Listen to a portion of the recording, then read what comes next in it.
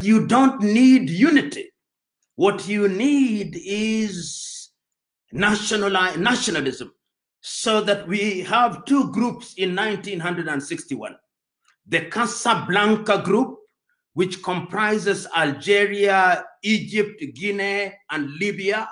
And then, of course, we have sometimes what is referred to as the Monrovia or the Brazzaville group. The Monrovia group is led by people like William Tubman, is led by people like the leaders from Nigeria, and you have a number of people who think and are telling Kwame Nkrumah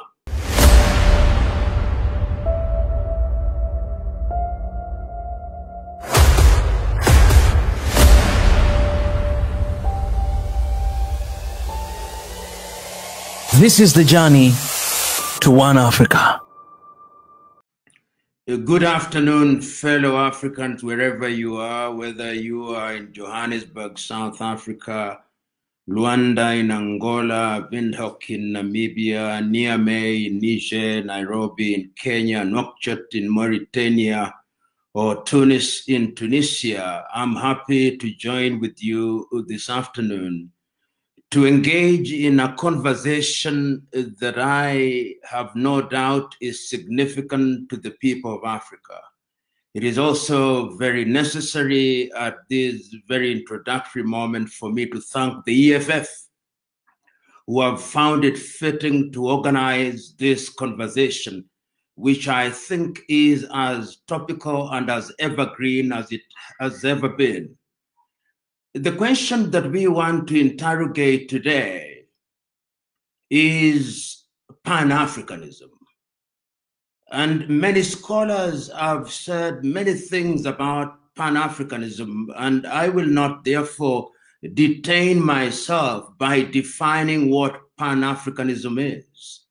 Suffice it, however, to say that when we talk about Pan-Africanism, we are talking about mental, moral, and cultural consciousness, which recognizes our Africanness and the need for Africans, whether in the mother continent or in the diaspora, to work together as a unit for the purpose of realizing what is in the best interest of the African peoples. I want to start my conversation out of a speech that was delivered by Tanzania's the late President Mwalimu Julius Kambarage Nyerere on the 6th day of March 1997 in Accra, Ghana. On that day, Mwalimu was invited to talk about African unity, and he titled his presentation, "Without unity, Africa has no future." And Mwalimu said that when we think about the continent of Africa, we are united by the fact that over the centuries, we were hunted down as slaves. And after we had been enslaved for 400 years, we were colonized, and that our enslavement and our colonization became the glory of other civilizations. He went on to say, it is therefore incumbent upon us to recognize that our unity is the only salvation and the only immunity that we can have if we are to protect ourselves against other civilizations. He went on to say that it was not lost on him that Ghana was on that day celebrating her 40th anniversary. He was equally happy to record that he was speaking in Accra, which was the capital of Pan-Africanism. He reminded his audience that in the month of February 1994, the process of liberation had been completed with the conquest of the apartheid regime in South Africa and the rise of Nelson Mandela to the presidency of that nation. He went on to say and to admit that Africans had been wrong not to unite. He went on to say that Nkrumah had been right in demanding as early as 1957 that Africans had to unite. That story is important because it underscores the significance of African unity as a condition sine qua non to the progress of Africa. But one cannot start the conversation of African unity without going back to history. Many of us will remember that the very first idea of what may now be described as modern-day Pan-Africanism was in the year 1897, when that great Trinidadian Henry Sylvester Williams convened a meeting of the African Association, later to be called the Pan-African Association. Williams, at that time, had tried to persuade the Africans in the diaspora that they had a duty to ensure that going forward, they were not oblivious to the plight of their kin and kith in the continent of Africa. But even Williams had been animated by the early works of Marcus Garvey. You will remember as early as the year 1820, Marcus Garvey had started his movement back to Africa. And Marcus was reacting to slavery, which had been dehumanizing. And he was telling the blacks, we must go back to our mother continent, regardless of which countries we came from, because these countries that now constituted the continent of Africa were rudely divided by the Europeans in Berlin in 1884, a little later. But what is significant about the Marcus Garvey movement, although it was labeled a failure, is that when the blacks in the continent of America heard about those efforts, it energized the abolitionist movement. And therefore, by 1863, when Abraham Lincoln was signing the Proclamation Treaty, it was as much a contribution of the uncelebrated efforts of people like Marcus Garvey. But Marcus Garvey aside, it is Williams from Trinidad whose activities spawned modern-day Pan-Africanism. And we remember that Williams, in the year 1900, organized a meeting in London. And that meeting held in London and organized by that great man was the beginning of the efforts towards bringing Africans, irrespective of where they were geographically resident, to talk about Africa. The 1900 meeting was followed by yet another meeting in 1919. And that meeting was organized by yet another great African and great Pan-Africanist, W.B. Du Bois. And Du Bois was telling his audience at that time that our kith and kin in the continent have been enslaved. Our kith and kin have been colonized. And if we do not support them, they'll not regain their independence. The 1919 meeting was followed once again by the 1921 meeting and 1923 meetings, both held in London. And ultimately, in 1927, there was a meeting in New York. But the most critical meeting for Pan-Africanism, at least the one that we can relate to in the continent of Africa, was in 1945, that was held in Manchester in the United Kingdom. Why I think that that was very significant, because Africans were represented there. Kwame Nkrumah represented Ghana at that meeting. Peter Abrahams was present from South Africa. Hastings Ngwazi Kamuzubanda was present from Malawi. Jomo Kenyatta was present from Kenya. Obafemi Awolowo was present from Nigeria. And there were representation from Jamaica and from Trinidad and from the United States of America. The 1945 meeting was critical because at that time, all African countries were under the tutelage of colonization, except for Ethiopia and Liberia. Liberia having been established as a settlement for freed slaves in 1847, and Ethiopia, of course, through the exploits of Emperor Menelik, had defeated the Italians at the Battle of Adowa and were never, therefore, successfully colonized. After 1945, the struggle for independence was moving in earnest, and I think that the World War had helped in this regard. The freedom of India in 1947 had also helped in making colonization as a form of control to be one that was not very attractive to the colonizing powers. Which brings me to the question of how Africa was then divided. Africa, as we know, was divided in Berlin in 1884, and it was divided at that time amongst the European powers, chiefly the United Kingdom, Spain, Portugal, Germany, and of course, the Belgians, through the activities of Leopold, sometimes referred to as Leopold of the Congo, had also succeeded. Of course, there were also other areas. The Arabs were present as colonizers in Zanzibar, the Omani Arabs. And we know that that particular exercise of the partition of Africa was deliberately designed to ensure that African countries were easy to manipulate. But as I've said, by 1945, the United Nations organizations having been established in San Francisco in the United States, and the Universal Declaration of Human Rights also having been endorsed in Paris, France in 1948, had recognized that colonization was dehumanizing. So that on the 6th day of March, 1957, when Ghana regained her independence, Kwame Nkrumah was very clear.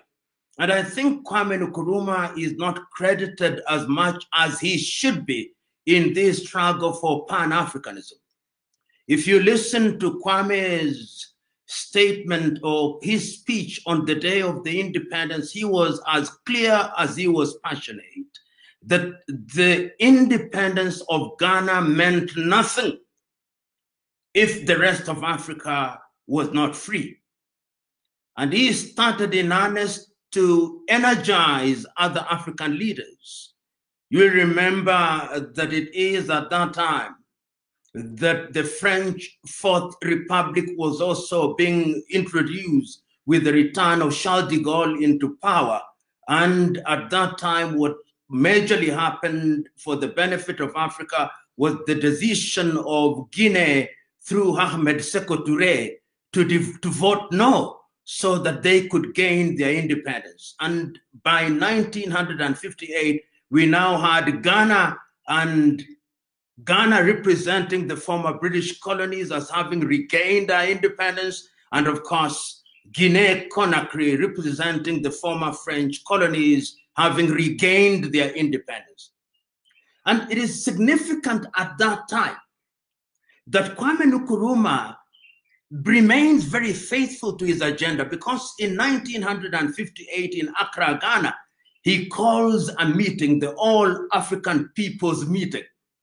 And what he is telling the leaders at that time, the leaders of the countries which were independent at that time, and in that meeting, the countries represented were Ghana, Guinea, Ethiopia, Sudan, and Egypt.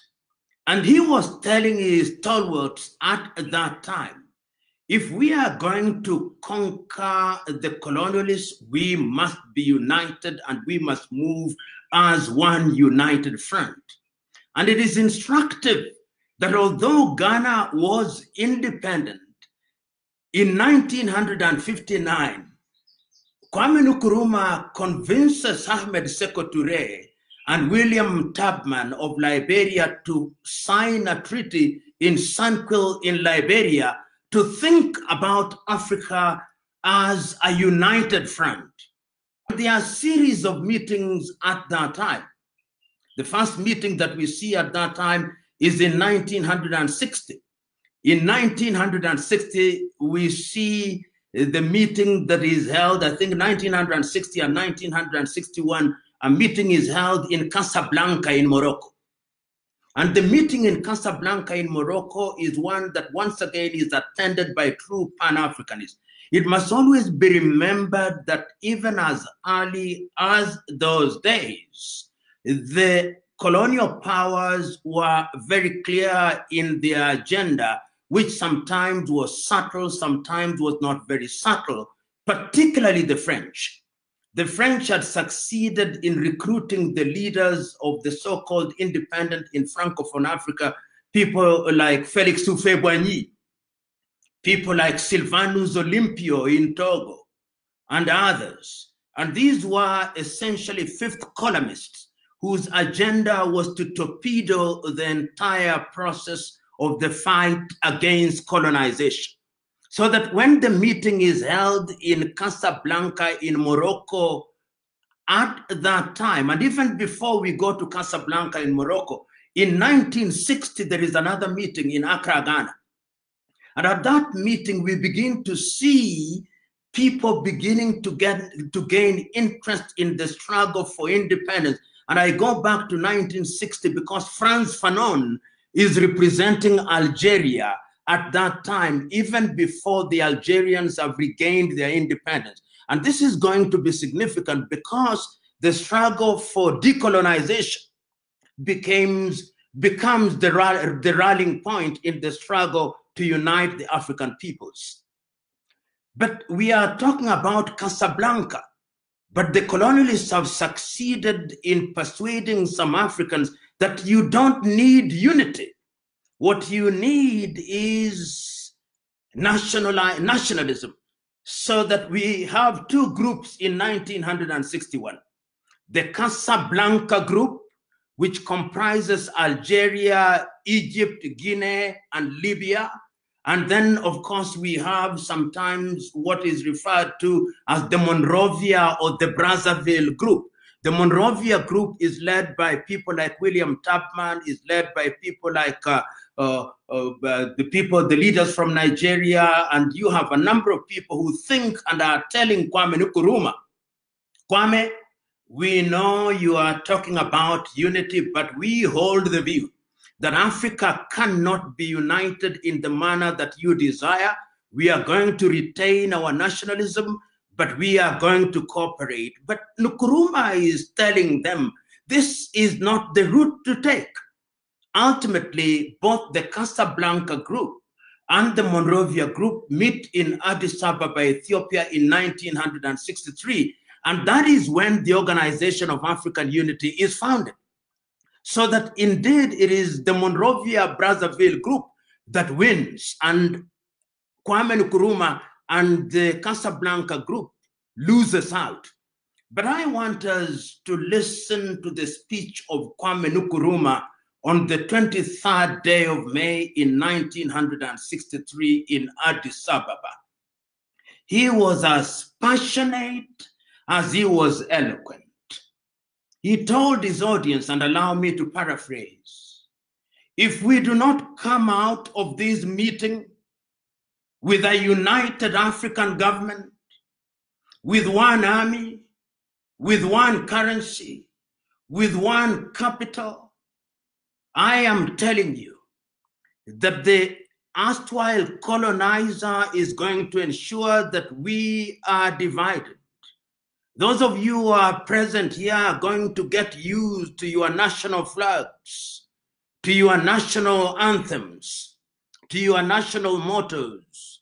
Those of you who are going to be appointed as ministers are going to enjoy the perks that come with your office. Those of you who are here as heads of states and government, you are going to get used to 21 gun salutes, and it's not going to be easy to unite Africa. If only they had listened to the Osagifo on that day, Africa would have been totally different. But lo and behold, we ended up with a weak Organization of African Unity, whose history we know and whose history we'll discuss on another day. But suffice it to say that after the 1963 meeting, there was yet another meeting in Cairo in 1964. And when we are holding the Cairo meeting in 1964, once again, it is the Monrovia Brazzaville group that is winning. The question at that time, what do we do with the inherited colonial boundaries? There are those who argued at that time that if we move in the direction of changing these boundaries, it will create conflict. At that time, there was already a boundary conflict between Ethiopia and Somalia.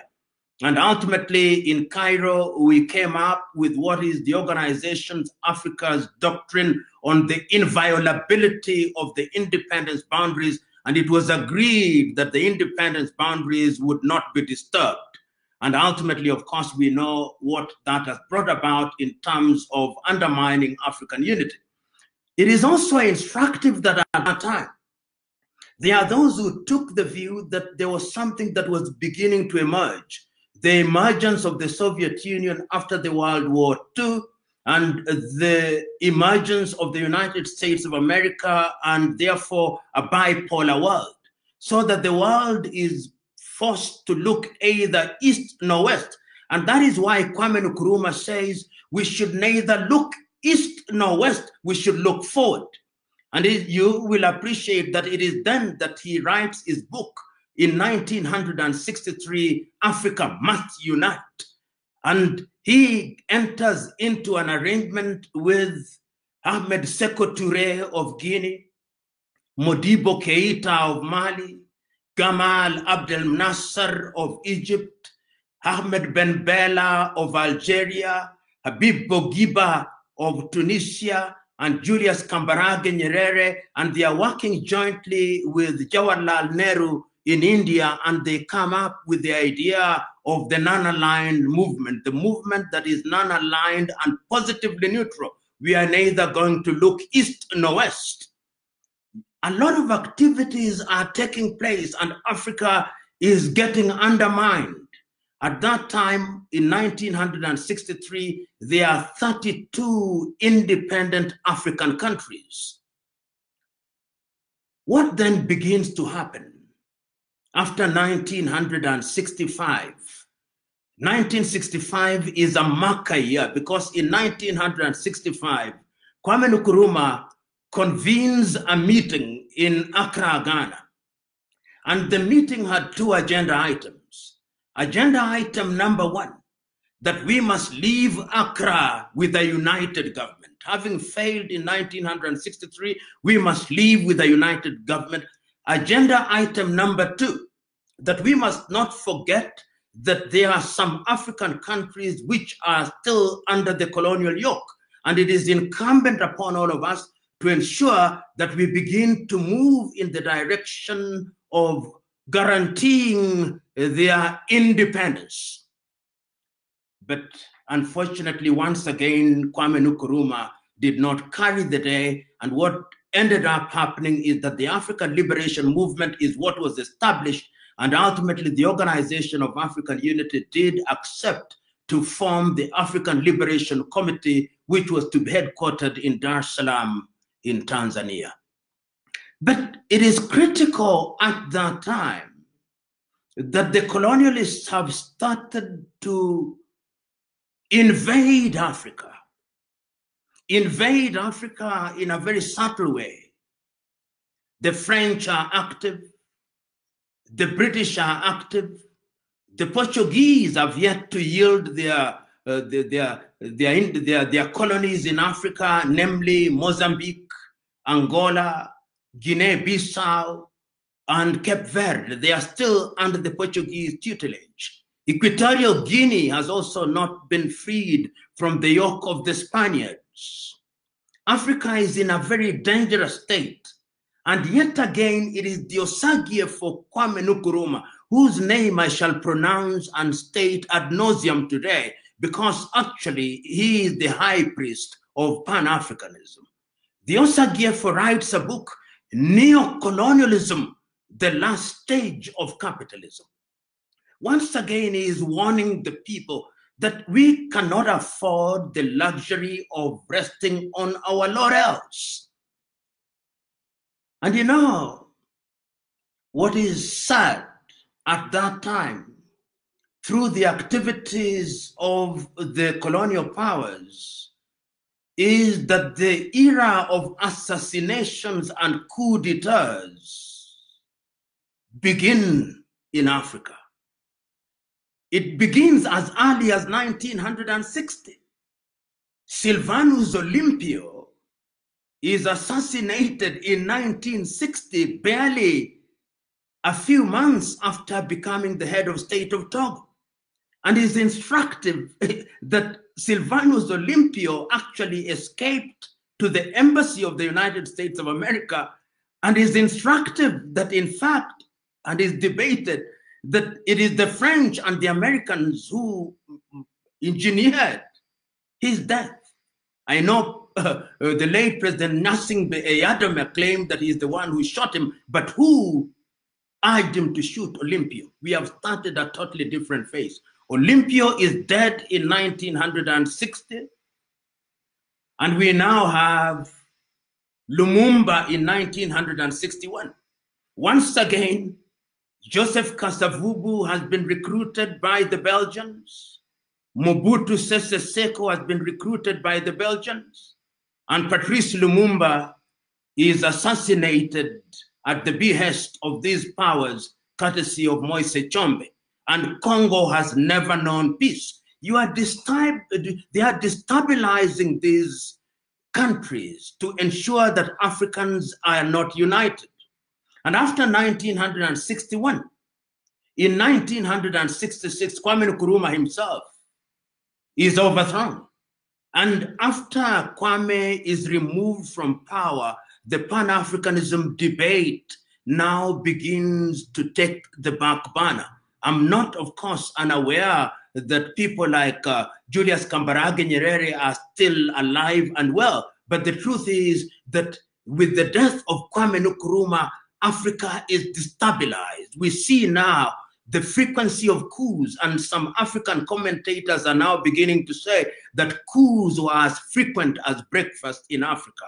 Because immediately after Kwame is overthrown, in neighborhood in Nigeria, we see the departure of Nnamdi Azikiwe and Abubakar Tafawa Balewa. And after that, a series of coups in that part of the world. In Algeria, Ahmed Ben Bella is also overthrown. In Mali, Modibo Keita is also overthrown. In Guinea-Bissau, of course not in the 60s, but later in the 70s, in Guinea-Bissau, Amilcar Cabral is also overthrown. And you can begin to see that the only people who are spared the coup d'etats are the recruits. Recruits such as Felix Houphouët-Boigny of Cote d'Ivoire. Recruits such as Daouda Kairaba Jawara of Guinea.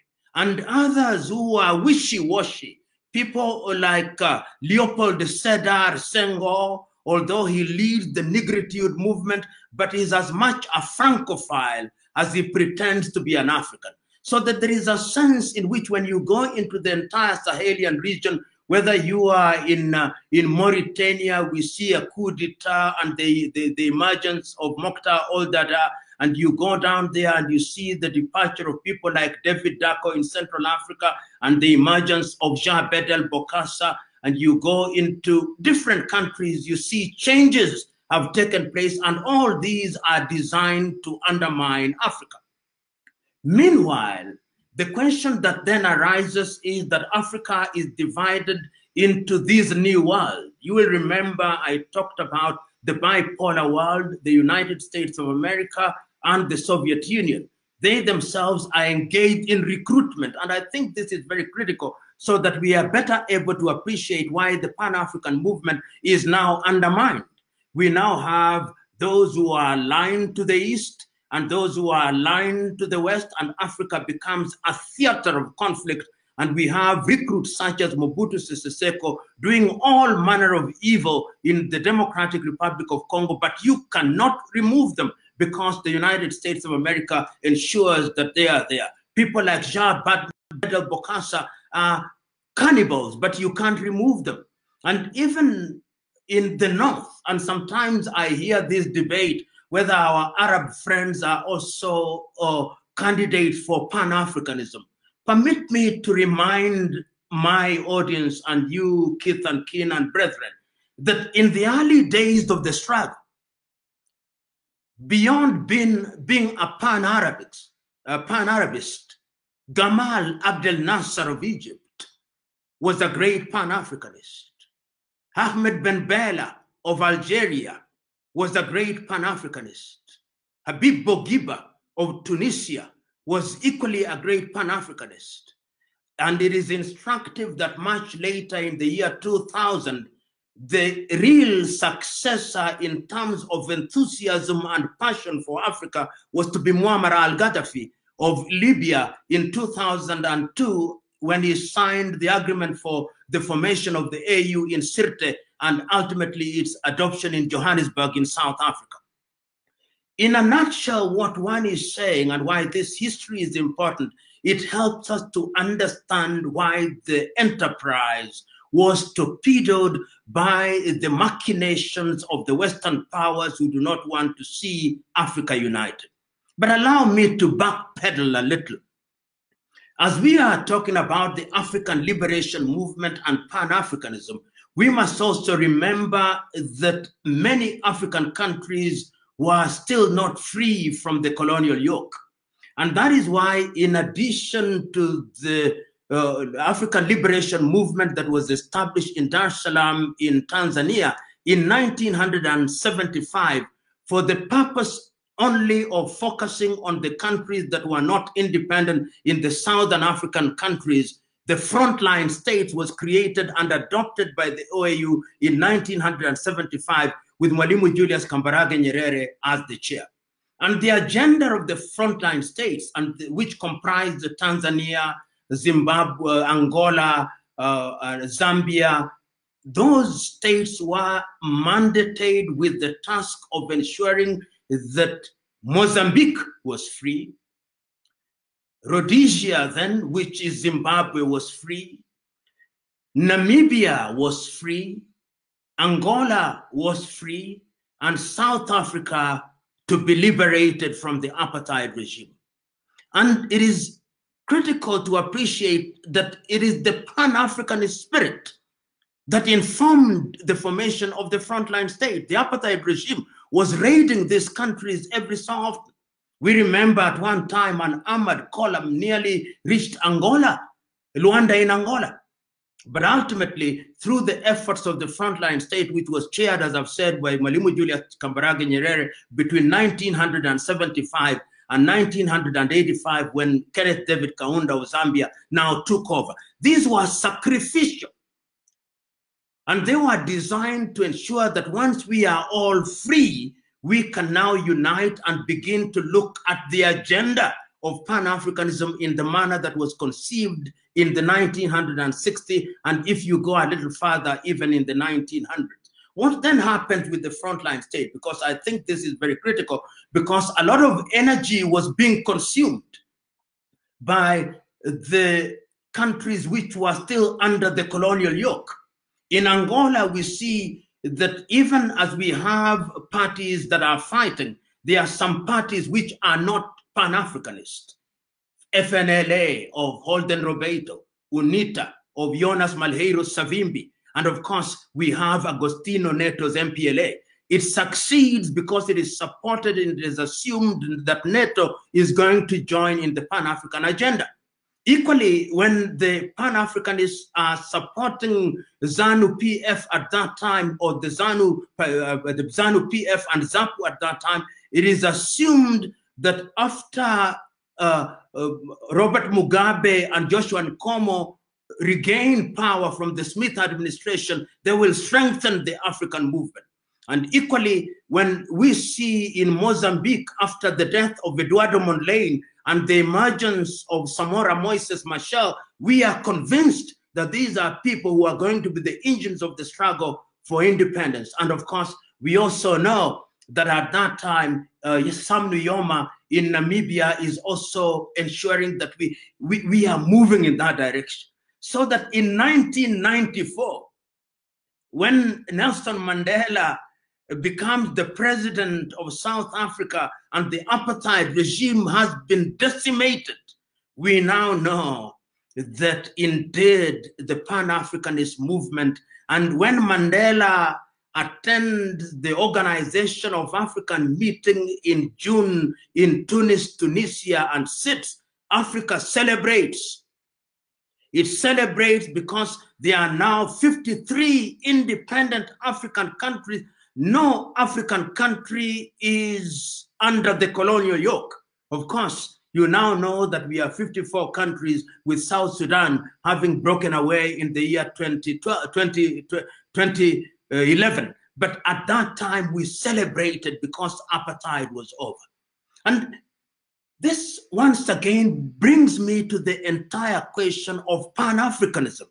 It is something that is alive today as it was alive in the early days. Because I've mentioned South Africa a little bit, I want us to backpedal to the year 1906, just to inform us, particularly the younger Africans, that the idea of Pan-Africanism was an old one. You know, as I said a little earlier, in 1900, Williams from Trinidad was calling a meeting in London, and we had the meetings in Manchester, and we had all these meetings of the Pan-African movement. You remember in 1945, we talked about the Manchester meeting, the Pan-African meeting. In 1974, we had a Pan-African meeting in Dar es Salaam. In 1994, we had a Pan-African meeting in Kampala, Uganda. And in the year 2014, we had a Pan-African meeting in Johannesburg, South Africa. Where does that spirit come from? It came, as I've already said, in the 1900s, but I wanted to speak of an event in 1906. This was a speech that was delivered on the 5th day of April 1906 in Columbia, University of Columbia, by a great South African to whom South Africans don't give much credit, Pixley Kaisaka Seme.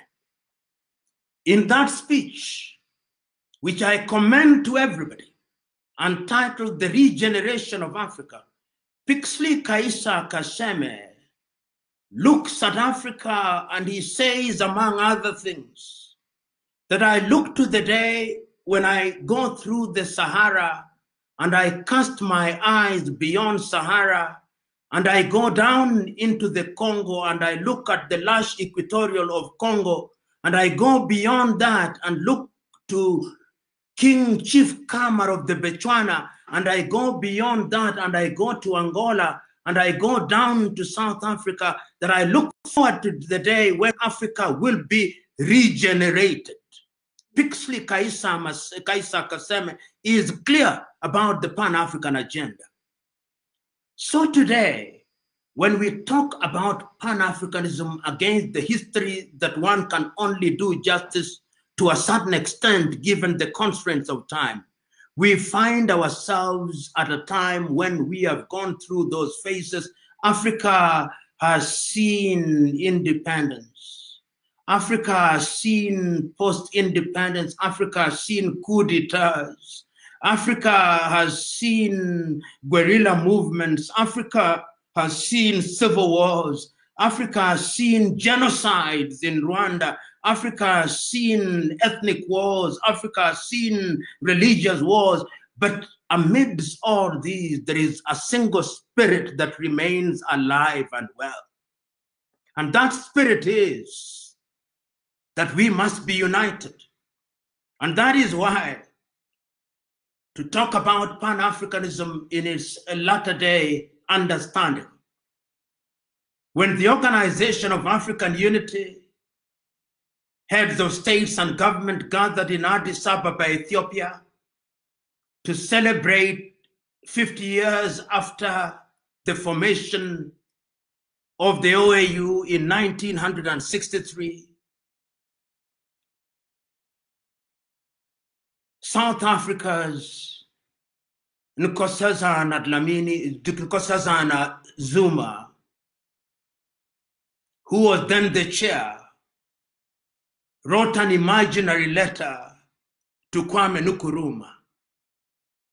I will paraphrase the letter because she was saying, in effect, Mrs. Zuma, he was telling the Osagyefo, how had we listened to you Africa would be different.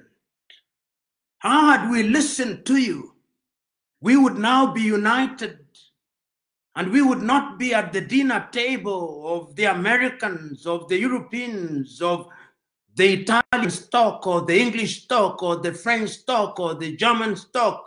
We would not be at the dinner table being humiliated by the Chinese.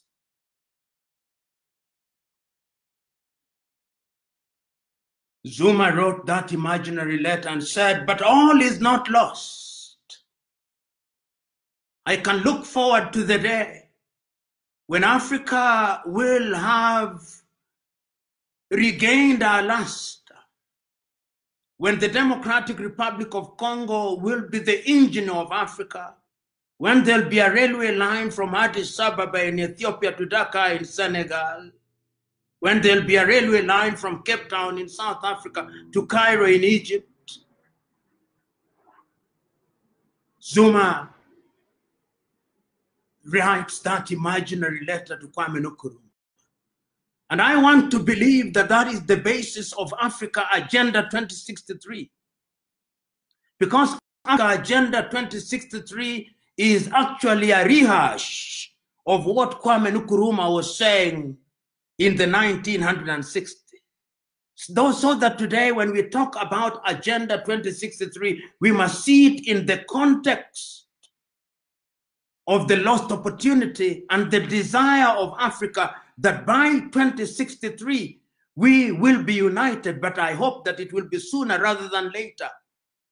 That is how I understand the Africa Continental Free Trade Area signed in Kigali, Rwanda in the year 2018, which tells us that we must now unite.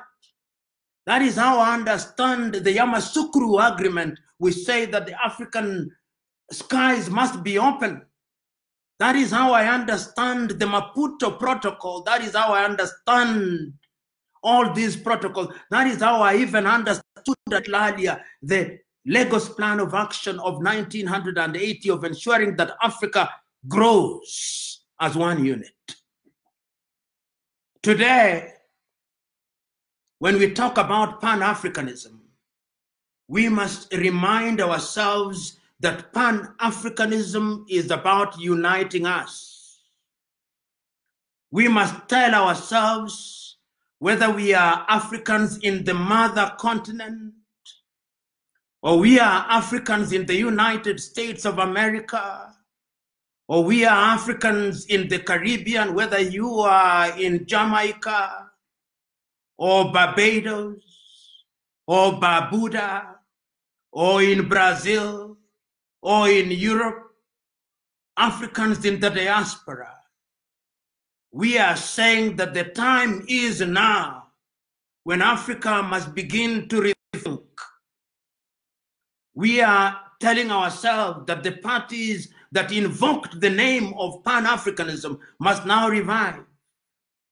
Every political party in Africa must now ask the question, when will we dissolve all these boundaries?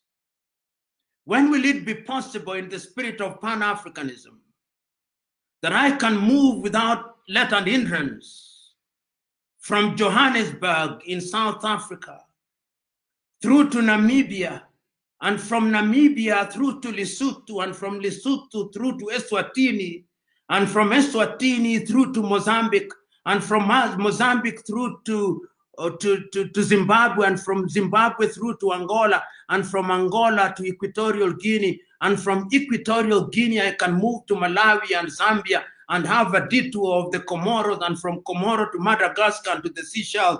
And as I come up, I'm able to move into Tanzania and to the Democratic Republic of Congo. And I don't stop there. I move to Uganda, and I move to Rwanda and to Burundi and to Nairobi.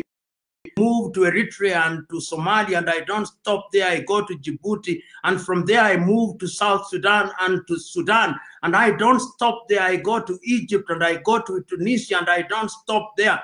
And I come down into Algeria, and I don't stop there. And I go to Morocco, and I don't stop there. And I go to Gambia, and I don't stop there. And I go to Senegal, and I go to Mauritania, and I go to Niger, and I go to Nigeria, and I go to Burkina Faso, and I don't stop there. I come to Central African Republic, I come to Cameroon, I come to Ambazonia, to Togo, Benin, to Liberia, and to Sierra Leone, and Guinea-Bissau, and to Liberia, so that I don't need a passport to move in that way. Today, Africa has currencies, which none of which is called a hard currency. We are here during the corona, and some of us are now trying to hoard dollars because our countries mean nothing outside of our boundaries. I look forward to the day, because that is what Pan-Africanism is all about. I look forward to the day when there is only one currency, and that currency, whether you call it Afro or you call it any other name, it is a currency that we can use. I look forward to the day when the South Africans will not be threatened by the Nigerians or the Ghanaians threatened by the Nigerians. I look forward to the day when I can set shop in Cape Town and nothing happens. And that is how I understand latter-day Pan-Africans such as Thomas Isidore Sankara. Thomas Isidore Sankara took power in 1985, 1983, and within 5 years, he had come up and was speaking a different language. Sometimes when we talk about Thomas Sankara, we think he was the age mate of Kwame Nkrumah. He lived in our lifetime, but he used the opportunity of energizing the process of Pan-Africanism. That is why I understand latter-day Pan-Africanists such as my good friend Julius Silo Malema, who on a daily basis are telling Africans that our only salvation lies in our unity, are reminding us that we cannot survive the onslaught of the Chinese if we are disunited. We cannot realize our potential if we are disunited. I hold the view that Pan-Africanism is our avenue to success. I hold the view that Pan-Africanism must now be understood not differently, but in the manner that it was conceived by Kwame Nkrumah, in the manner that was understood by Julius Kambarage Nyerere. But Kwame Nkrumah is not telling us from the grave that his ideas are set in stone. Kwame Nkrumah is telling us that you, the younger generation, must now take the baton. And this brings me to the speech that I started with. The speech that was delivered on the 6th day of March, 1997, by Julius Kambarage Nyerere, had stopped at a point when Mwalimu had said that our salvation demanded that we are united. And he said, if Africans think that they can respect their so-called boundaries in these little unviable countries, then God save them. But God is not in the business of saving those who have chosen to embrace stupidity for its own sake, Mwalimu said. Mwalimu said that when he retired as the president of Tanzania, whenever he went out and he was introduced as the president of Tanzania, some in his audience asked, and what is Tanzania? Is Tanzania next to Johannesburg? They do not know, Mwalimu said. But they recognized the fact that he was an African. He reminded us that it is not our Tanzanian-ness that matters. It is not our Kenyan-ness. It is not our Ugandan-ness or South African-ness or Namibian-ness or Angola-ness that matters. It is our African-ness. When the Chinese are punishing our Africans in Guangzhou, in China, during this corona period, they make no distinction between Nigerian and Ghanaian and Kenyan. All they see is our black skin.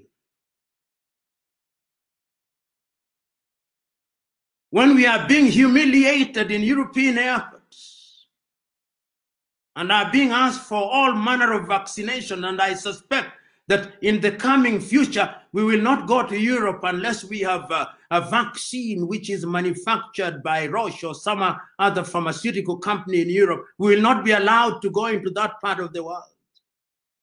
When our great sons and daughters in the diaspora are being humiliated in the United States of America or in Brazil, they are not asking whether they are Ghanaians or whether they are Guineans or whether they are Central African Republicans. They are saying these are Africans, they are of one stock. Mwalimu was said. And he said that our generation may have been successful in midwifing the process of independence. The time is now that you, younger generation, must now take the baton and ensure that all these little organizations that you have created, East African Community, SADC, ECOWAS, Maghreb, Central African Unity, combine them into one so that Africa can be united. And we are not being naive in saying that we will be united immediately. We must begin to move in the direction. Because I'm being hosted from South Africa, I want to remember something that I saw as a young man in the 1980s. It is a documentary prepared by a great Pan-Africanist and a Kenyan, Professor Ali Mazurui, Africa, a Triple Heritage. And in that particular documentary, he talks about many things, but I'm choosing only one because it captures a conversation with the current president of South Africa, Matemela Cyril Ramaphosa, who was then the Secretary General of a trade union. In those younger days, he had a beard. In those younger days, he smoked and smoked in style. And as Mazurui talks about him, he says that there have been many trade unionists who have been in the struggle for the liberation of Africa. And he said, Sekou Touré was a trade unionist. Patrice Emery Lumumba was a trade unionist. Whether Ramaphosa will one day move from trade unionism to political leadership, I do not know. Mazurui was not a Jewish prophet, but Matemela Cyril Ramaphosa is now the president, not only of South Africa, but the chair of the African Union. How I wish that when he leaves that office of the chair of the AU, he will have embraced the spirit of the Osagyefo Kwame Nkrumah. He will have embraced the spirit of Julius Kambarage Nyerere. He will have embraced the spirit of Thomas Sankara. He will have embraced the spirit of Modibo Keita. He will have embraced the spirit of Ahmed Ben Bella. He will have embraced the spirit of Amilcar Cabral. He will have embraced the spirit of Nelson Holisa Mandela, and he will lead the continent towards unity so that historians may remember him fondly. How I wish that Pan-Africanism going forward will mean that from today henceforth, wherever we are in mother continent, wherever we are in the diaspora, we will now begin to read from the same script, a script which says, our inherited boundaries mean little. A spirit which says that our unity must mean that we improve intra-African trade. A spirit which says that we must now have a single passport. A spirit which says that we must have a single currency. A spirit which says that we must standardize our education. A spirit which says that all the resources of Africa will be utilized for the benefit of Africa. A spirit which says that we shall not discriminate amongst ourselves. A spirit which says that there will be no xenophobia, a spirit which says that our success lies in our unity, a spirit which says that we shall no longer accept things that are conceived from Europe and America and swallow them lock, stock, and barrel, a spirit which says that our continent is capable of achieving for ourselves, a spirit which says that our men and women in the diaspora, who are some of our best brains, can have something to come back to Africa for, a spirit which says that united we stand and divided we fall, a spirit which says that Africa can actually survive. And that is why it gladdens me when I move across the continent of Africa now, and I see younger Africans whom you will never hear about in the newspapers, and I meet them. In the recent past, I've had the occasion to listen to great African minds. The lady who was dismissed by the African Union, Dr. Arikana Chihombori Kwao, who in the recent past has come out and made our position known against the French manipulation. I've met her. I've not only met her, I've also met and read great Africans. Nana Kobina Nkesia from Ghana, who has written about the need for Africa to have a different governance system.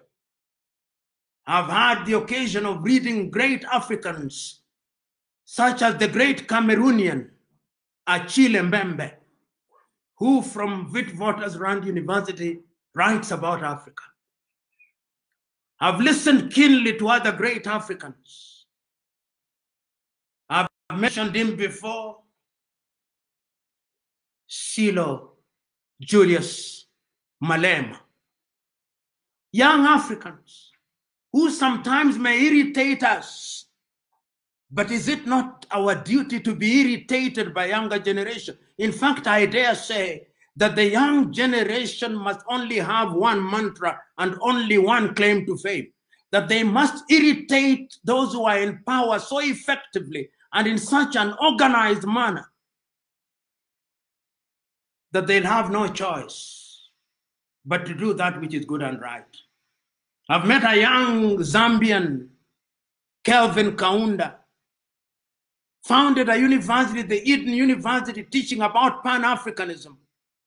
I can go on and on, but there is no reason why we should give up. We should not give up on any one of us, because united we stand, divided we fall.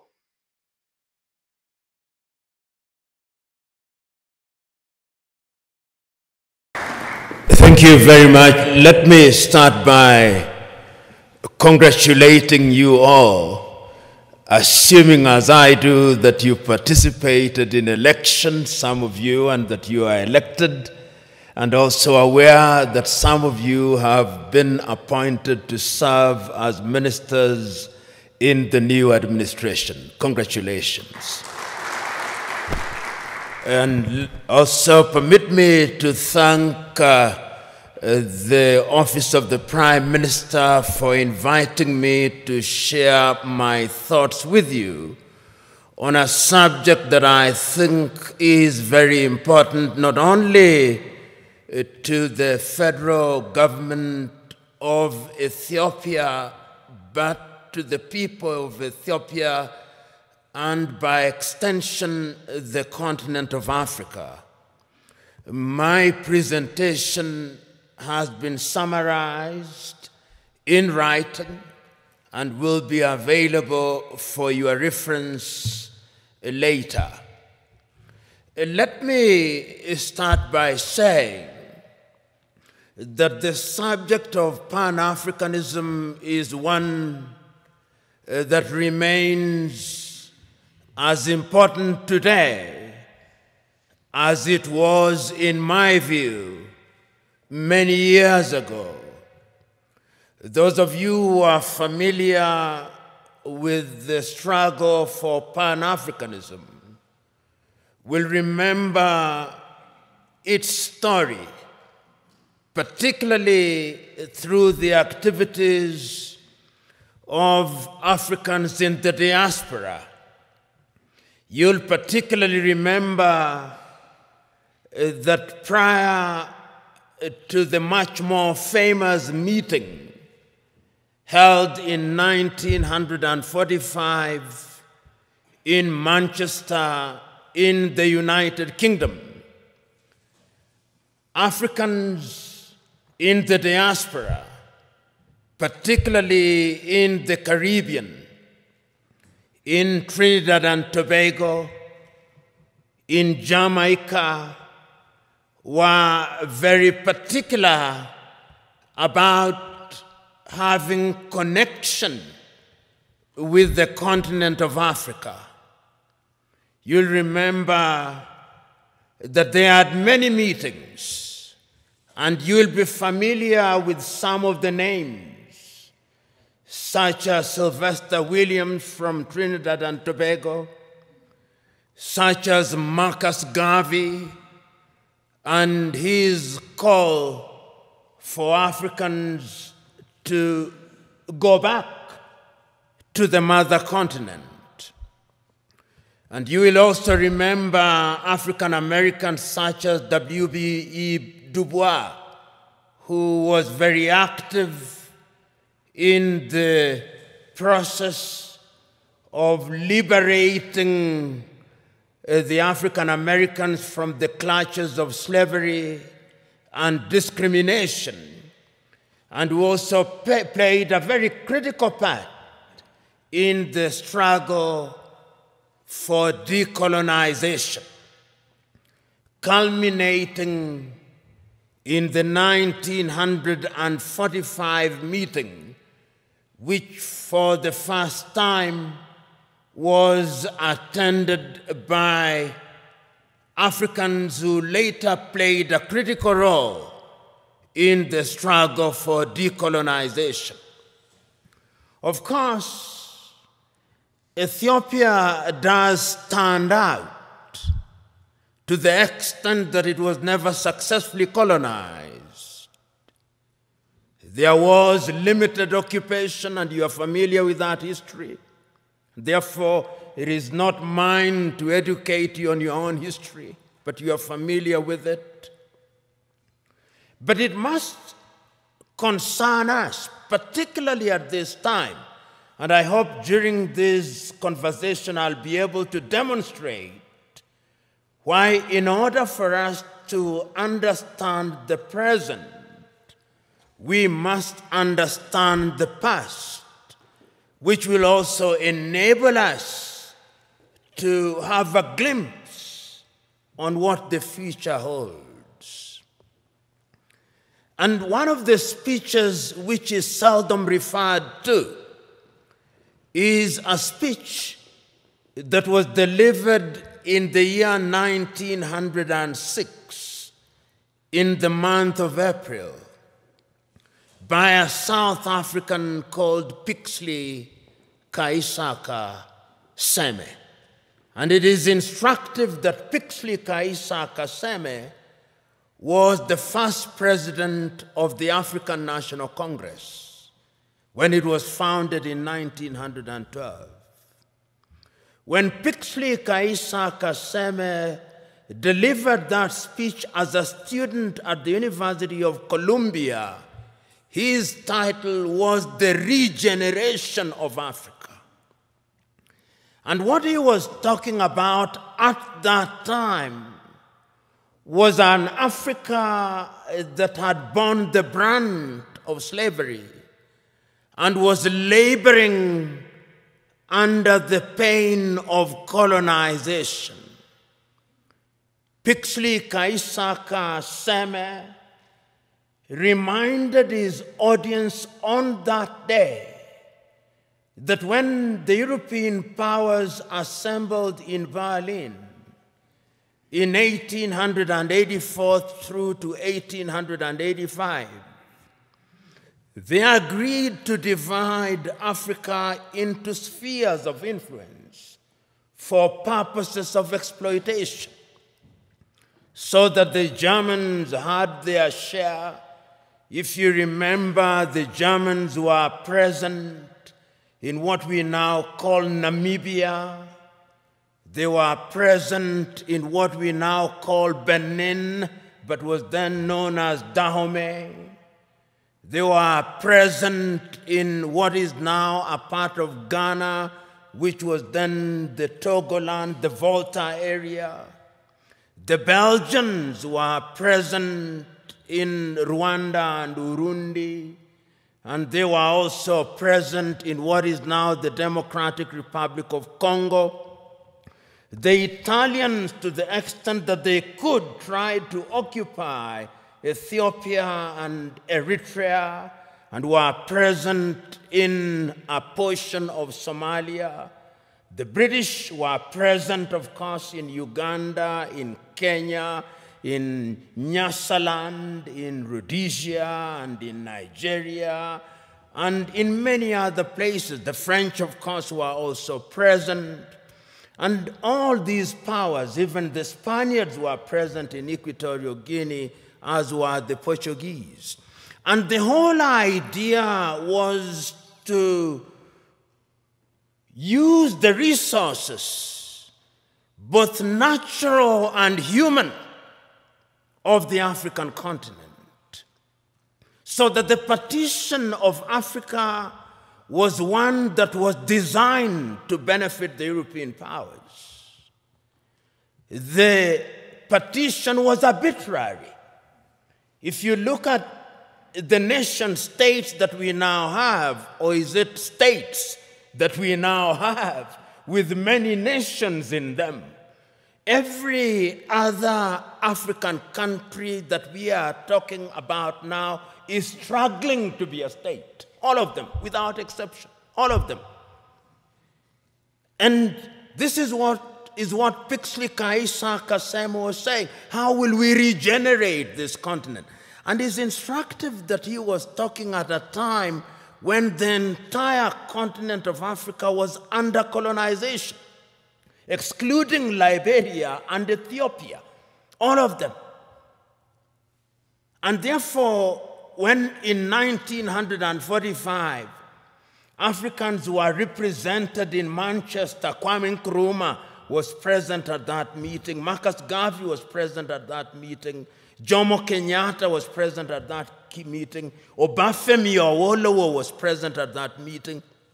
The drive was to decolonize Africa. And one of the things that amazes me is that at that time, these individuals did not have the internet, they did not have WhatsApp, they did not have the kind of communication that we have now. But it is amazing at how they were communicating. Even air transport was not as it is now. I was just recently reading the activities of one of the greatest Africans who, in my view, ever lived, and whom many people do not know about, the great Ghanaian James Emmons Kwegyir Aggrey, normally referred to as Aggrey of Africa, and how he traveled from the United States and went to many countries in Africa, traveling by sea and talking about why Africa should be united. And that was Pan-Africanism, the Pan-African spirit at that time. Of course, we then went into the spirit system. You had people from the Caribbean participating in that system. People like W.B. Du Bois and the African SBC. Little later, people like Martin Luther King Jr. and people like X, talking of George Cadman, talking about and we should work with people in development. And then the agitation began that we must regain our independence. And famously in 1949, Ghana's Kwame Nkrumah is saying, "Seek ye first the political kingdom, and the rest will be given unto you." And I dare say that the rest has never been given to us. And even if it is coming too slowly. But it is instructive that at that time, the spirit was about the continent of Africa.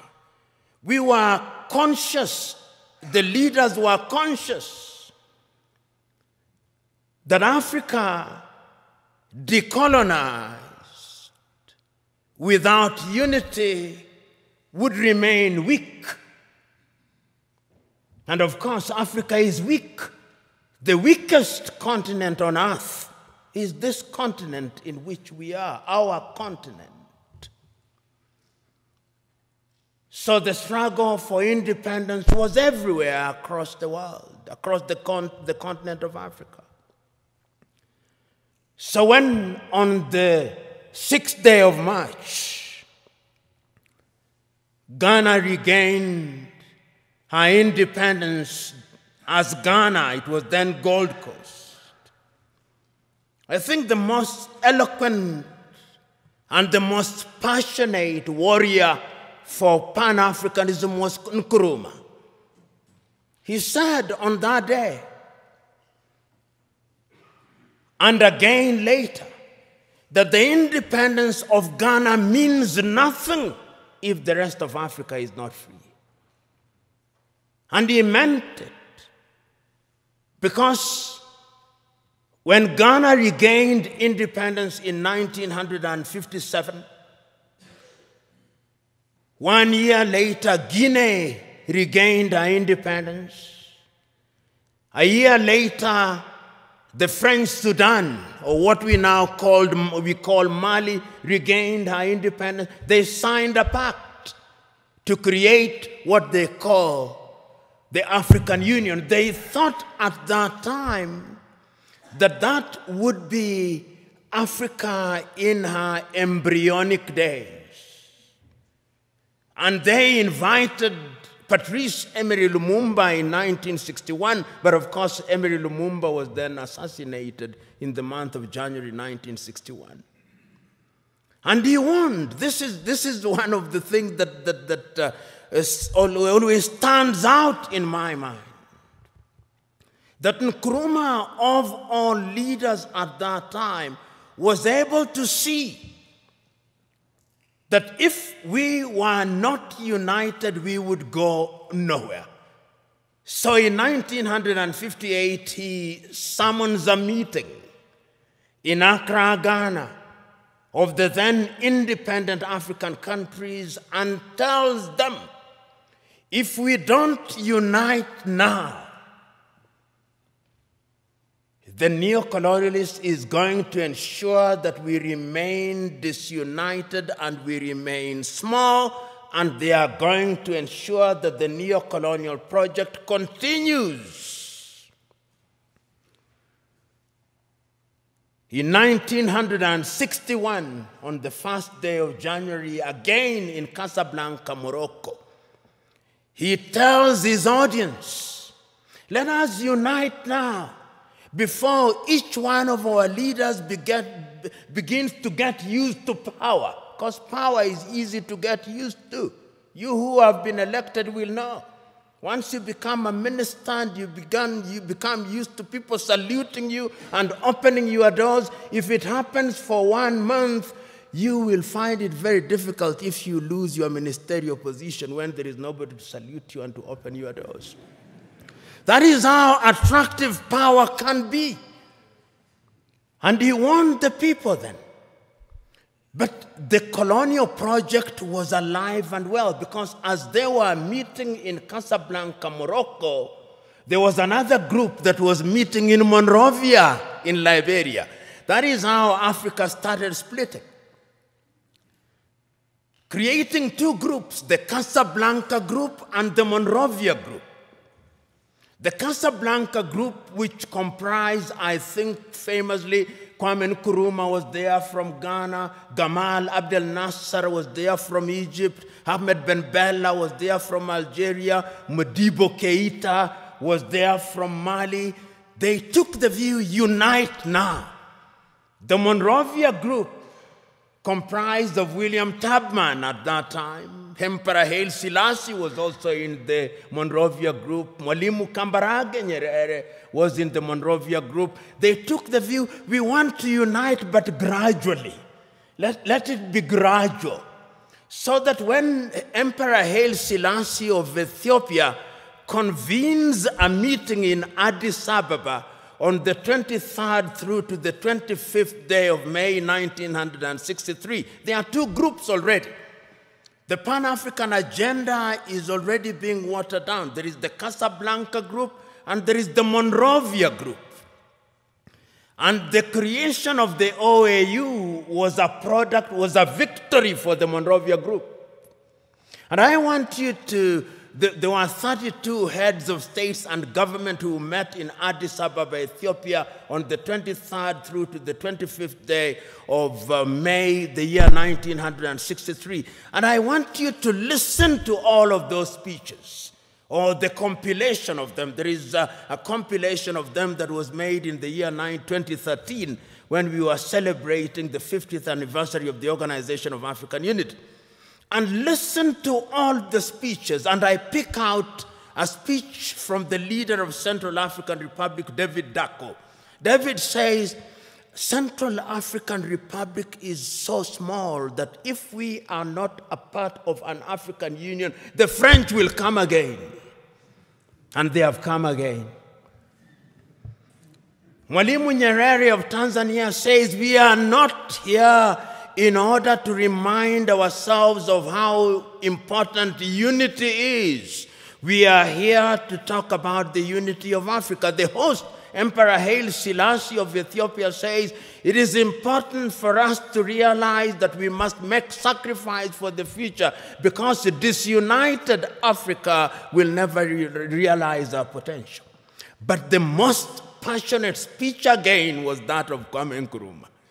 He tells them, let us not live here without one government, without one army, without one currency, and without having chosen a capital. And I propose that the capital of the new Africa either be located in Bangui in Central African Republic or Leopoldville, now Kinshasa in the Democratic Republic of Congo. But I'm open to any other suggestion.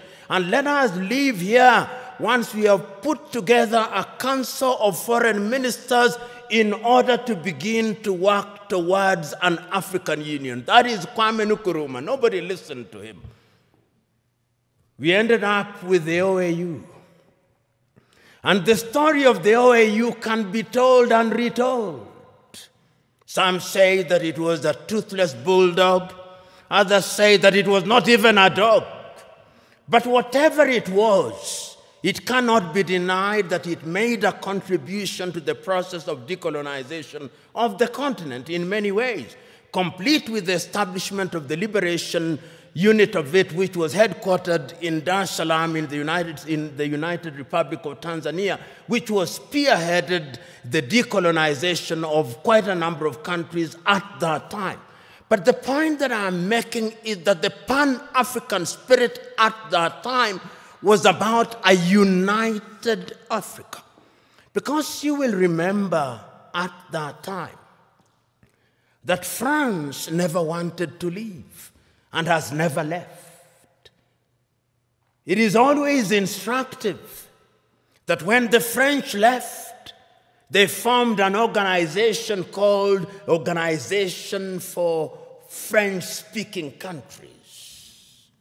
The British also created their own Commonwealth of independent nations. But what is instructive is that the Queen is always the head of those independent nations. I've never understood that. Perhaps the presidents do.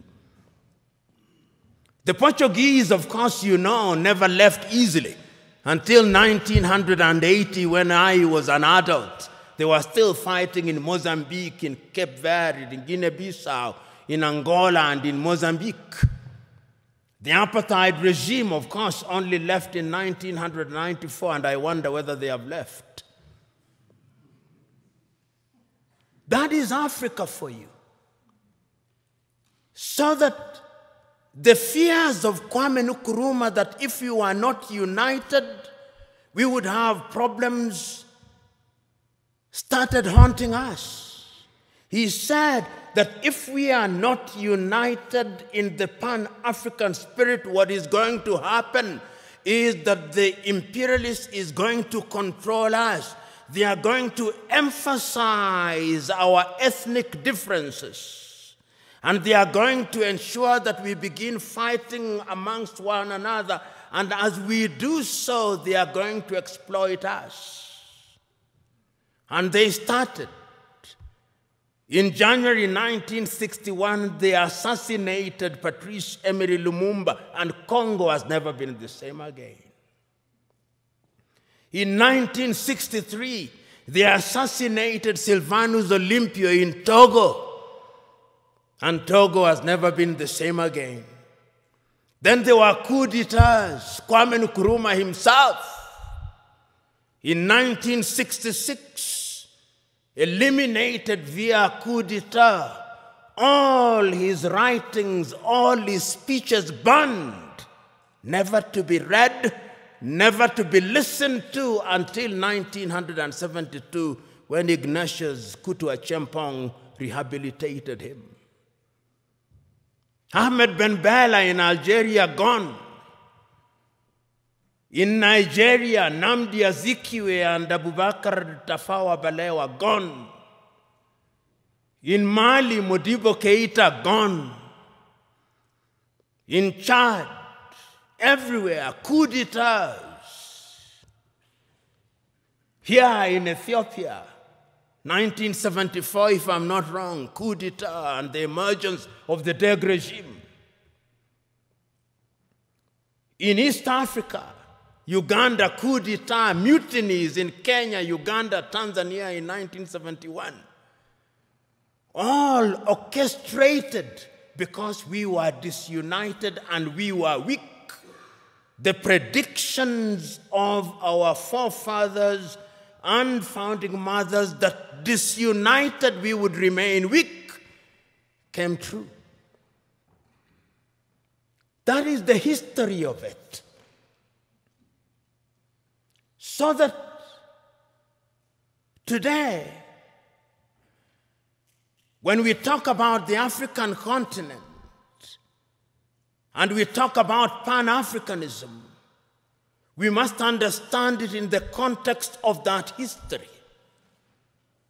And you will remember that it is not as if Africa never realized or never recognized that our weakness would be in our disunity. We did. We did. Because regionally we were trying to integrate. We were in the East African community, we were creating the East African community. In South Africa, we were creating SADC. In West Africa, we were creating ECOWAS.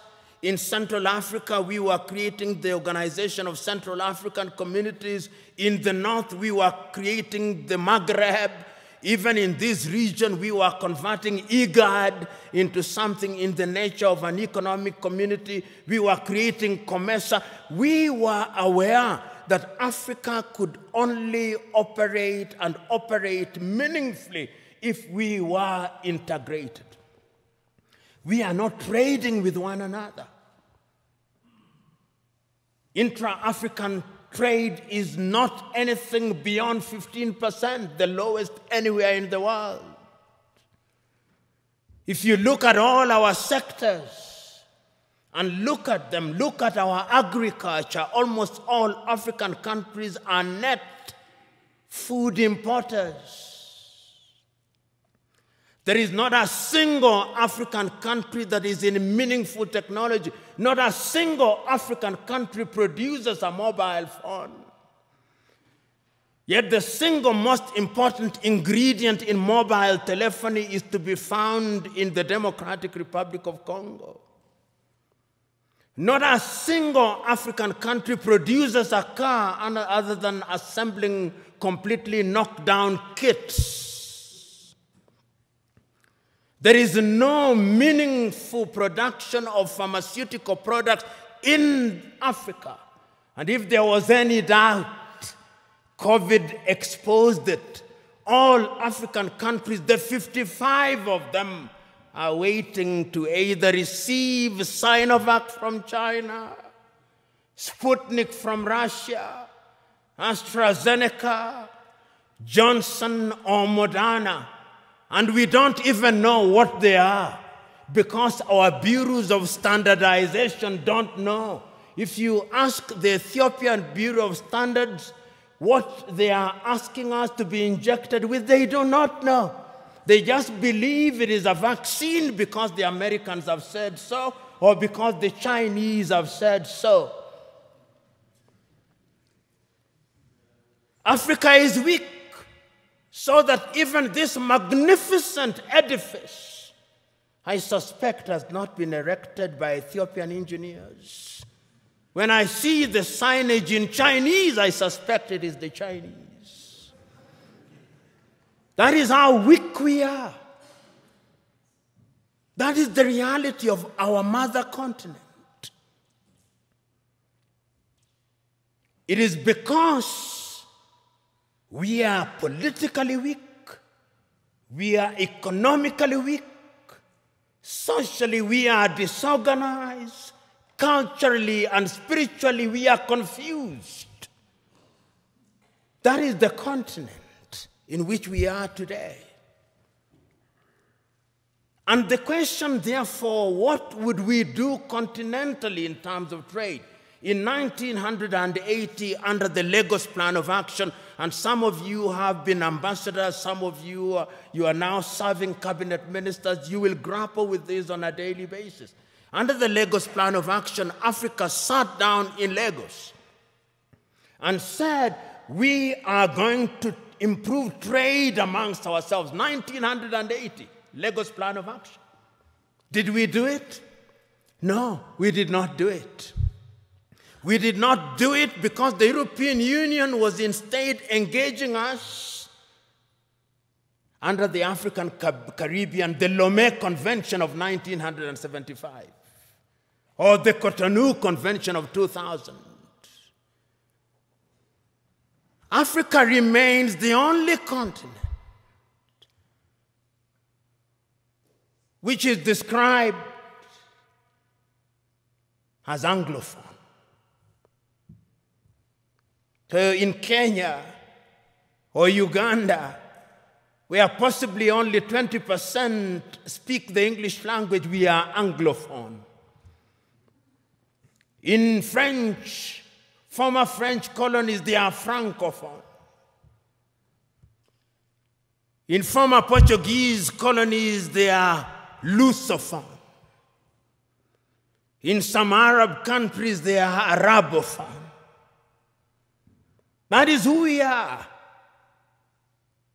So, when the OAU met in 2013, they asked the question, what happened to the Pan-African spirit?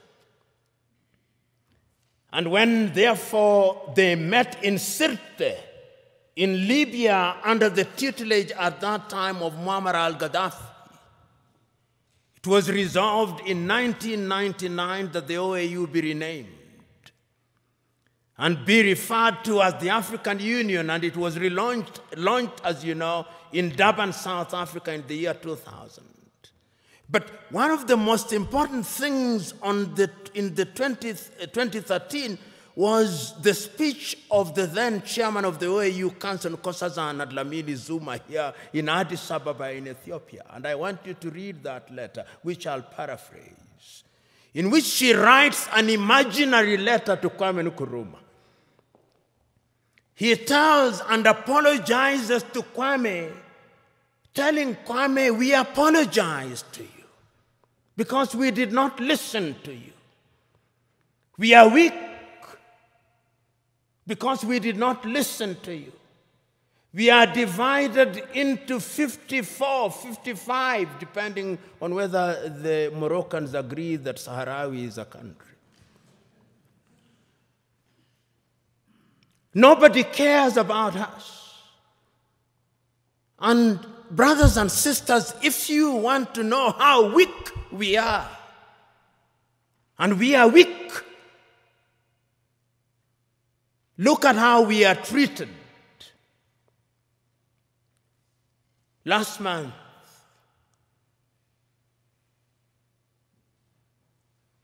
the world met in New York. The General Assembly. When African heads of states and government are speaking, the hall is empty. Nobody bothers because they are saying nothing. And even if they are saying something, it is something that can be ignored. Compare when an African head of state and government is speaking and when the Prime Minister of Little Israel is speaking. They will listen because we are weak and disunited.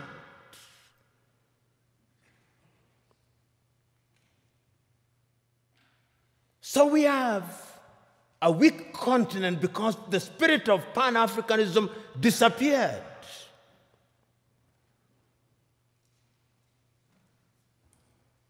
So the question that we can ask, what is the state of Pan-Africanism as we speak today? The African Union, which is weak, says the right things and does the wrong things 9 out of 10 times.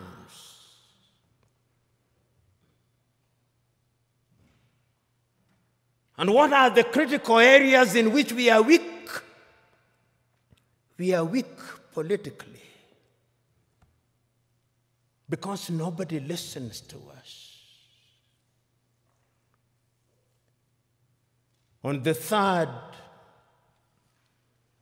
day of March, 1900, on the 6th day of March, 1997, Mwalimu Julius Kambarage of Tanzania, speaking in Accra, Ghana, on the occasion of the 40th anniversary of the independence of Ghana, said, the speech is entitled, "We Unite or We Perish." And Mwalimu says, I want to apologize to Kwame Nkrumah. Those of us who believed in gradualism were wrong. Nkrumah was right. But Nkrumah also did not appreciate the level of suspicion that existed amongst the leaders at that time. Our generation, he says, fought for the liberation of Africa. It is the duty of the new generation to carry the torch forward, he says in his plea. He says that I do not believe that the tribe can be the basis of mobilization in Africa. And he said that as I travel across the world, people do not care about our Tanzanianness or our Ghanaianness or our Kenyanness or our Ethiopianness. In their eyes, we are all Africans. And perhaps that is what we should use as the building block in order to talk about African unity. But we are not being naive about that unity. Because sometimes when we talk about Pan-Africanism and about African unity, people think we are being too simplistic about it. No, it is not being simplistic and being naive. It is recognizing that as long as we remain the way we are, then Africa in the next 25 years will be recolonized.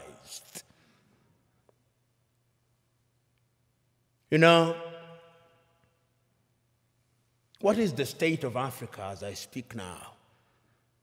What is the state of your continent as we speak now? Because of our disunity. Because when we are disunited, then it is good for Europe and America. And China progressively. Look at the state of your continent as I speak. Conflicts of one kind or another. I'll name the countries just for you to know how bad it is, because that is how it is. Go to northern Mozambique. The gas that is there cannot be produced because there is conflict. Northern Mozambique. Go to Somalia. Conflict. Here in your motherland, conflict. Go to South Sudan, conflict. Go to Sudan, conflict. Go to Libya, conflict. Go to Central African Republic, conflict. Go to the Democratic Republic of Congo, conflict. Go to Burkina Faso, conflict. Go to Mali, conflict. Go to Chad, conflict. Go to Niger, conflict. Go to Cameroon, conflict. Go to Nigeria, conflict. Do I go on?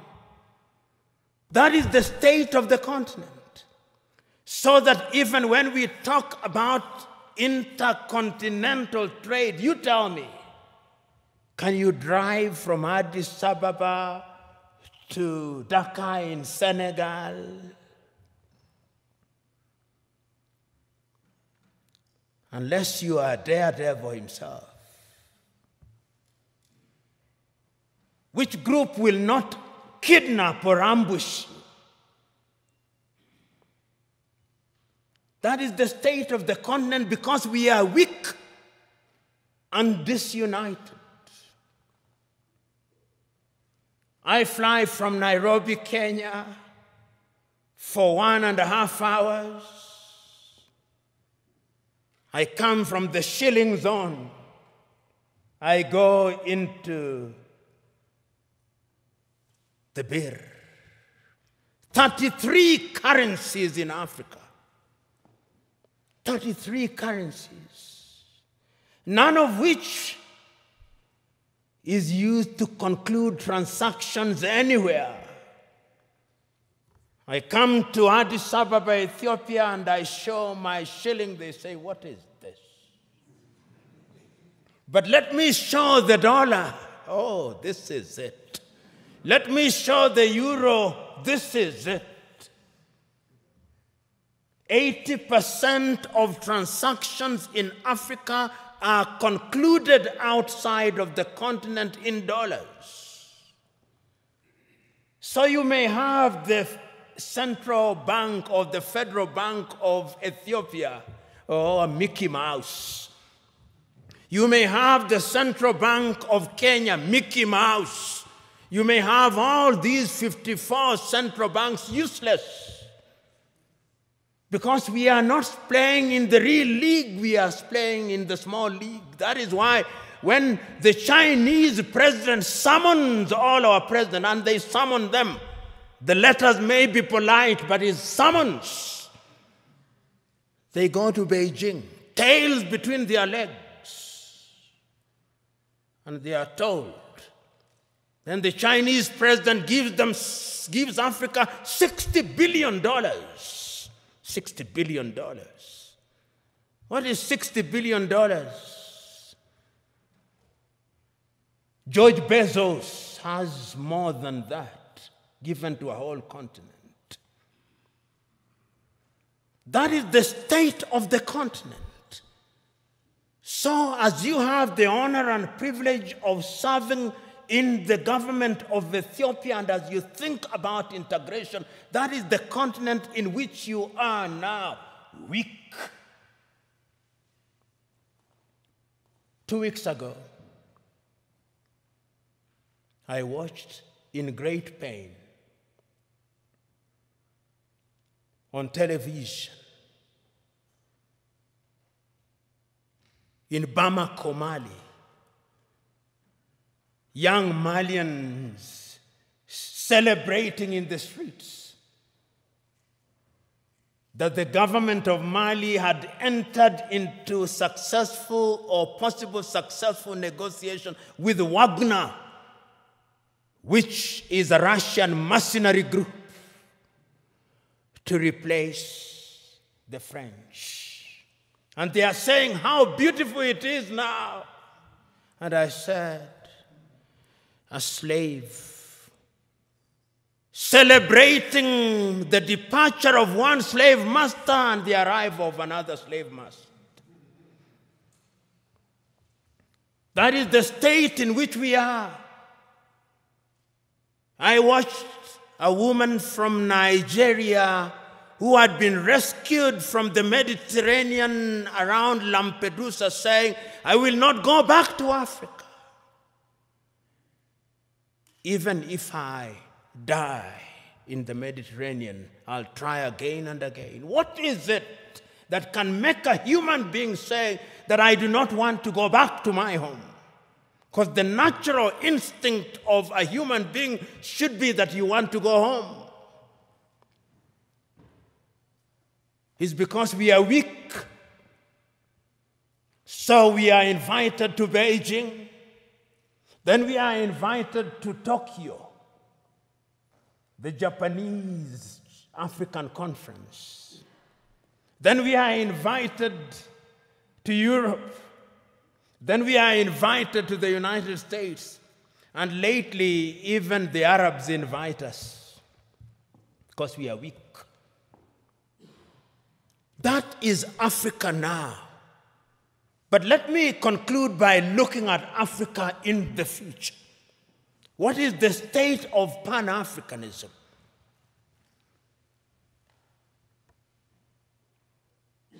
Africa finds herself in a very difficult situation. What Nkrumah feared. Today, many African leaders have gotten used to the trappings of power. And those who speak about power, right? Power corrupts, and absolute power corrupts absolutely. I remember in 1997, I think, I may be wrong about the year, 1995, I think, I was serving as an intern at the Mwalimu Julius Nyerere Foundation in Dar es Salaam. And I had the privilege and honor of driving with Mwalimu Nyerere in Dar es Salaam. And he had only one guard and a driver.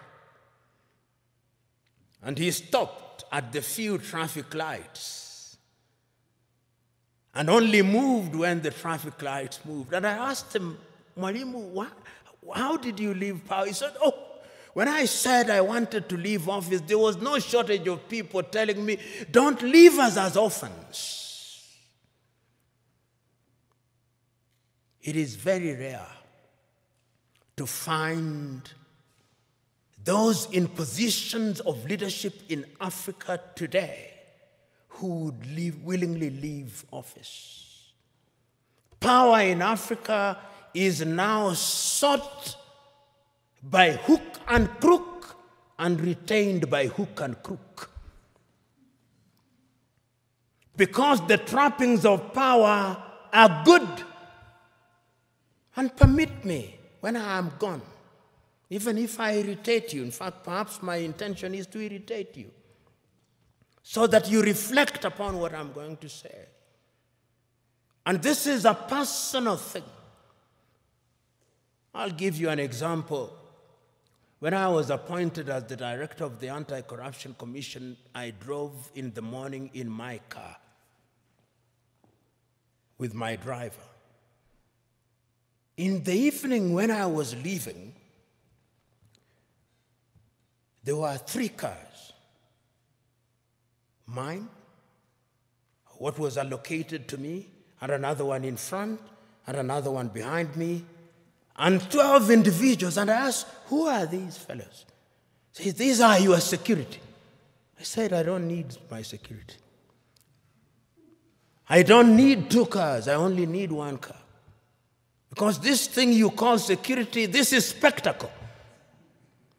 And throughout the period that I served, I had only 1 security and 1 car. And I say this because it is in the nature of power to make you use the things that you don't need. And once you get used to them, then without them, you feel empty and lonely. And you will find them. You will be told, and many of you will love them. They are good. When doors are opened for you, they are good. When you occupy front seats, it is good. When you are addressed Your Excellency, it is good. When you eat the best food, it is good. When you have security, it is good. But it can also dehumanize you. It can also monsterize you. I am asking you today that part of the problem of Africa is that we found human beings and we monsterize them. Writing in 1983, Nigeria's Chinua Achebe writes in a book which I commend to you, The Trouble with Nigeria, which could as well be the trouble with Africa. He says, the trouble with Nigeria is simply and squarely a problem of leadership. As we look at Africa today, I hope that this administration, which has now committed itself to the Pan-African movement, will think in that direction. And this brings me to what I think should be contemporary Pan-Africanism. If you look at the Treaty of the East African Community, the Treaty of the East African Community says that there shall first be a common market, then a common currency, and political federation, which ought to have happened in the year 2010. East Africa Community should have had its first president in 2010. That is now 21 years, 10 years later, there is no such thing. In ECOWAS, it ought to have been the same. In SADC, it ought to have been the same. I hope that with your population of 120 million, because Ethiopia is an economic powerhouse potentially. Potentially. You know, Pan-Africanism, the new Pan-Africanism must have an economic component of it. That is how I understand Africa Agenda 2063. Africa Agenda 2063 says that by the year 2063, Africa will have pulled up her people into a middle-level economy on 7 pillars, economically, politically, and otherwise. And the Africa Continental Free Trade Area suggests to me that we'll have broken all the tariff and non-tariff barriers. Will we be able to achieve those in the spirit of new Pan-Africanism? Will we have one currency? Will we have one passport? We have already said so under the Kigali Agreement that we are going to have one passport. Will we have one telephone code? We have 55 telephone codes. You move from Nairobi 254, you come here, you have another one, you go to Eritrea, you have another one. There is no connectivity in the 21st century. How can you be taken seriously? Those of you in the United States of America, you fly from Boston, Massachusetts to San Francisco in the West, 6 hours, 40 minutes, the code is 1. The tariff is 1. The COVID test is 1. I moved from Nairobi to Addis Ababa, COVID test. If I don't travel this evening, I'll be subjected to another COVID test. I go to Tanzania, COVID test. Uganda, COVID test. Your nose will begin debating with you. In the United States of America, you take one COVID test from Miami and you don't take it as you go to St. Louis in Missouri. I'm talking about very practical things. I come here and I have to go through an immigration. My passport has to be stamped Somebody in the United States of America does not have to do that. Somebody in the European Union across 27 countries does not have to do that. In China, which is, of course, 1.4 billion, does not have to do that. Until we change all those things, we are going nowhere, so that we have only one telephone code, so that we have only one currency, so that we have only a single immigration, so that we eliminate all these armies. You know, you look at some African countries and they have an army, which complete with 5-star generals, who have never even quelled a street riot, and they are generals. Money goes into maintaining militaries, maintaining embassies that you don't need. You see why Africa is poor? All these 55 countries have embassies. If we were one, there would only be one ambassador for Africa in the United States of America. There would only be one army with regional policing. Am I being naive or simplistic? Yes, we can create a single Africa with a loose government, a confederal government, dealing only with foreign affairs and defense and monetary policy and general policy formulation, with different governance systems. That is the only way in which these tribal, narrow tribal instincts will be dampened. But as long as, and now I want to conclude, if we only see Pan-Africanism as sentimentalism, as a romantic idea about which we debate, and we remain as we are, then this is the Africa that I see. This is the Africa that I see in 25 years' time. Many Africans, either legally or otherwise, will break into different autonomous countries. Many of them. We'll have more than 100 countries in Africa, each claiming self-determination, and is already beginning to happen. Because we will be looking at narrow ethnic agenda as the only way of defining our affairs. Ethiopia will break down, Kenya will break down, Nigeria will break down, South Africa will break down. And look at South Africa. Only last week, the whites in Western Cape in South Africa have delivered a petition to the government in Pretoria saying they want to create their own country. The Democratic Republic of Congo will break down. Libya will break down. The only way in which we can immunize ourselves against all those things is to create a Pan-African nation which allows for self